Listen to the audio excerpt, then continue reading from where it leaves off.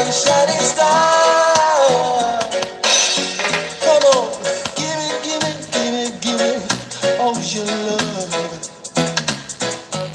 I just can't get enough. I will never last a day when you take your love away forever.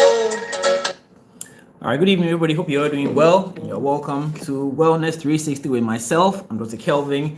I am your wellness consultant, which means your health is my topmost priority. And this evening, as we usually do, we are going to have a quick session on breast cancer. I mean, we are in October anyway, and October, as you're well aware, is indeed the breast cancer month. And so we are going to be discussing some important things about breast cancer. So if you're joining me, I hope it's going to be worth your while. If you have any questions, you can drop them in the comment section and I will attend to them as soon as possible. If you're on the live session, that's definitely going to be great. But if you catch this on the replay, you can still drop your questions and I'm going to address them quickly. So do leave your questions regardless of whether you're joining us live or you're joining on the replay. It's always good to come your way with some health information as we do on this channel. Like I said, you're welcome to Wellness 360 with myself. I'm Dr. Kelvin, and I am your wellness consultant. So let's talk about breast cancer. Now, as you're well aware, I mean, breast cancer is one of the most deadly cancers amongst women, killing so many women every single year.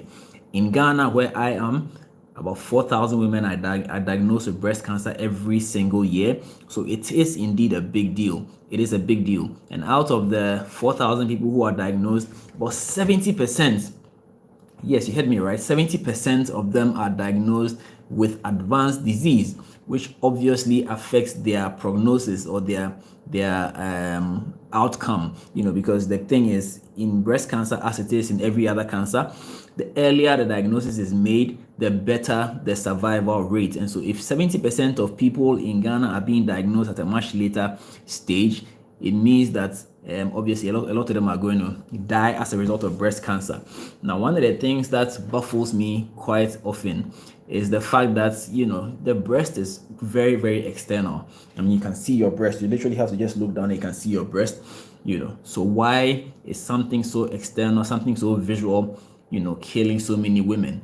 And I think that the reason why this is so is because of the lack of education. And so that's why I do this session periodically where we come on and then we teach people, we talk about health related things so that everybody can, be advised or at least be knowledgeable about what goes on around them or about them so that they can deal with it, they can catch it early. The thing about cancer is that it is not entirely possible, or it's not possible to prevent it entirely, because we don't know the exact cause of breast cancer. So we may not be able to prevent it entirely, but we can, or we may be able to catch it early enough such that the intervention would definitely impact on our life expectancy or the survival rate. So early detection is definitely critical, which is why it's important that this reminder in October, we don't just do it only in October, but we carry it through the entire year. So if you have not had your breast examined, this is definitely an opportunity for you to do that. Just pop into any hospital and get your breast evaluated.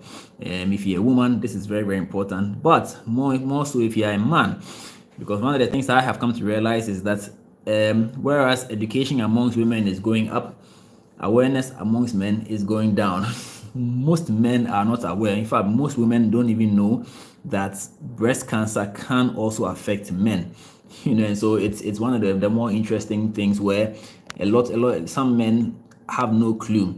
They've never ever heard that breast cancer can affect a man. It's very, very interesting, So I mean, today, as part of today's education, we are going to focus a little bit. This is definitely something that you want to pay attention to because you also have breast, and as the name goes, breast cancer, it means once you have breast, you are at risk as well. So very important. Now, let's dive right in. So, as I said, we don't know the exact cause of breast cancer, but we have an idea of what is associated or what would speed up or what would cause you to develop breast cancer much faster. In other words, what are the risk factors of breast cancer?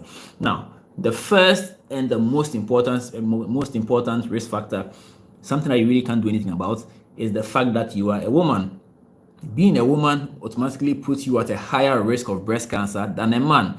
This is because women have more breast tissue. So more breast tissue means a higher probability of developing breast cancer.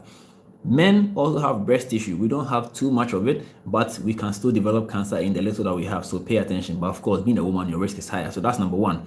Number two is aging. Cancer in general, as you grow older, your risk of developing cancer increases. So that risk is the same for breast cancer as well. So the older you are, the higher the risk of developing breast cancer. You really can't do anything about your sex or your age. And so those are considered non-modifiable risk factors. Another non-modifiable risk factor that you can have is family. We don't get to choose our families, and so if you have a family history of breast cancer, your risk of developing it is higher than the general population. If there's no breast cancer in your family, it does not mean you cannot develop breast cancer, but we still need to be aware of it that you still could develop it, but your risk is higher if there's family member, especially if it is a first degree relative. If a first degree relative develops breast cancer, your risk is significantly higher. Now, this is usually due to your genes, so genetics. Cancer, there's a lot of genetics at play when it comes to cancer. Some families have a higher risk of a particular cancer as compared to other cancers. In breast cancer, one gene or two genes actually of particular interest are the BRCA genes. That's one BRCA1, BRCA2. Now these genes are typically called tumor suppressor genes, which means technically they are supposed to prevent or reduce the risk of development of tumors. Unfortunately, there are some people who have had a mutation in this gene. And once the mutation occurs in the gene, it is transferred to the next generation, right? So because of that mutation, the BRCA gene is not functioning as it should. And so that tumor suppressive feature or tumor suppression aspect does not function anymore.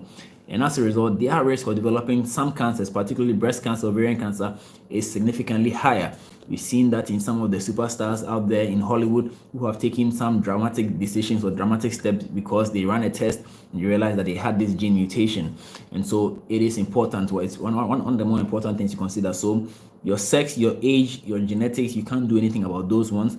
But we have some other risk factors that you probably can do something about in a manner of speaking. And this is typically, the first of them will be your exposure to estrogen. Estrogen is a hormone. It's a hormone that, makes women women pretty much. So you have estrogen which peaks at puberty, and then it's cut off at menopause. Now, depending on how prolonged your exposure to estrogen has been, your risk of breast cancer increases along that line. So if you have been exposed to estrogen for a long time, your risk of breast cancer is high. So if you had your first period very early, say 9 years, and you reach menopause at say 50 years or even later, your risk of breast cancer is higher than somebody who had a late first period and an early last period or an early menopause. This is because estrogen is what stimulates the breast to get bigger, and then when the estrogen goes down, then it gets smaller. So this continues every cycle. So it's one of the more active hormones in women generally.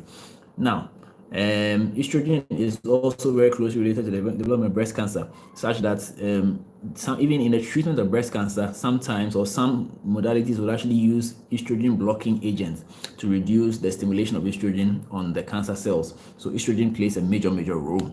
Unfortunately, you cannot do without estrogen because, like I said, that's what makes you a woman.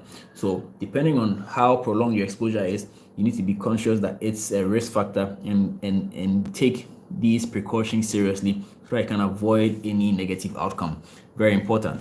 All right, so now another thing that may or may not be in your control is pregnancy. What we do know is that people who have given birth to multiple children, who have carried multiple pregnancies to term and breastfed these children, have a lower risk of developing breast cancer than women who have had no pregnancy at all. And so pregnancy is protective. This is because when you're pregnant, estrogen levels go down. So pregnancy kind of reduces estrogen. So the more pregnancies you carry, the lower your estrogen exposure, and that's the power protective. How come pregnancy is protective against breast cancer? Of course, pregnancy is also very expensive, so it doesn't mean that because you want to protect yourself against breast cancer, you get pregnant multiple times. Well, that's just by the way. Smoking will also increase your risk of breast cancer. Smoking, alcohol, obesity, physical inactivity will all increase your risk of breast cancer. So you really want to pay attention to some of these things and do your best not to make it, not to indulge in any of these unhealthy habits or behaviors because of the consequences or the repercussion. So you want to try as much as possible to maintain an ideal weight. This is because fat cells actually store toxins. So you want to minimize the amount of fat cells you have by making sure that you are keeping your weight in check. I know it might be difficult, but hey, that's the reality. So let's try as much as possible to keep our weight in check. All right. Now, so those are just a few of the risk factors that would predispose you to development of breast cancer, and that's what we want to talk about today in this video. So if you have had some good information here, do remember to subscribe to my channel. If you have any question, especially if you're watching on the replay, do leave it in the comment section and I will respond to it. On that note, have a fabulous time, stay blessed. Dr. Kelvin signing out.